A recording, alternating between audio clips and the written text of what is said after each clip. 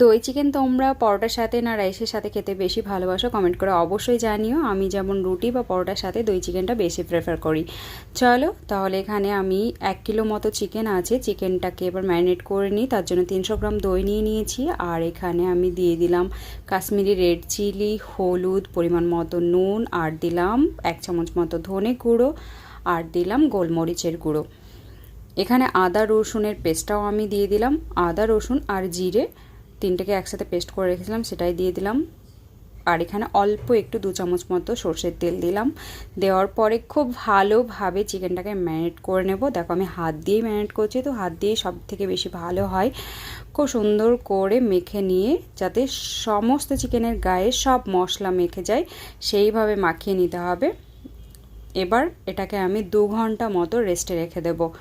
2 ঘন্টা পরে আমি এই যে কুকিং করছি, এখানে গরম তেলের মধ্যে আমি তেজপাতা আর কিছু গোটা গরম মশলা দিয়ে দিলাম। আর এখানে পেঁয়াজ লঙ্কা স্লাইস করে কেটে রেখেছিলাম আগে থেকে, সেগুলোকে দিয়ে দিলাম। পেঁয়াজটাকে গোল্ডেন কালার করে ভেজে নেব। গোল্ডেন কালার হয়ে গেলে তারপরেই কিন্তু আমি চিকেনটাকে দেব। চিকেনটাকে অ্যাড করার পরে আমি গ্যাসের ফ্লেমটাকে একদম লো টু মিডিয়াম রেখেছি, তা না হলে কিন্তু দইটা ফেটে যাওয়ার সম্ভাবনা থাকে। তো তোমরাও সেটাই করবে। আর এখানে আমি 5 মিনিট পরে হাফ কাপ মতো জল অ্যাড করব। তারপরে কিন্তু আমি গ্যাসের ফ্লেমটাকে একদম বাড়িয়ে দেব।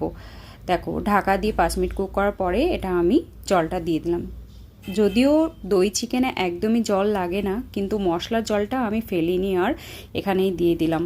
আমি যেহেতু দই চিকেনটা 2 ঘন্টা মতো ম্যারিনেট করে রেখেছিলাম, তো সেই জন্য কিন্তু এতটাই সফট হয়েছে কি বলবো তোমাদেরকে। তো তোমরাও হাতে সময় থাকলে একটু বেশিক্ষণ করে ম্যারিনেশন করে রেখে দেবে চিকেনটা, তাহলে কিন্তু খুব সুন্দর সফট হবে আর খেতেও দুর্দান্ত লাগে। চলো সবশেষে গরম মশলা অ্যাড করে দিয়েছি। এবার খুব ভালোভাবে গরম মশলাটাকে মিশিয়ে নেওয়ার পরেই আমি গ্যাসের ফ্লেমটাকে অফ করে দেবো। ভালো থেকো ততক্ষণ সবাই, টাটা।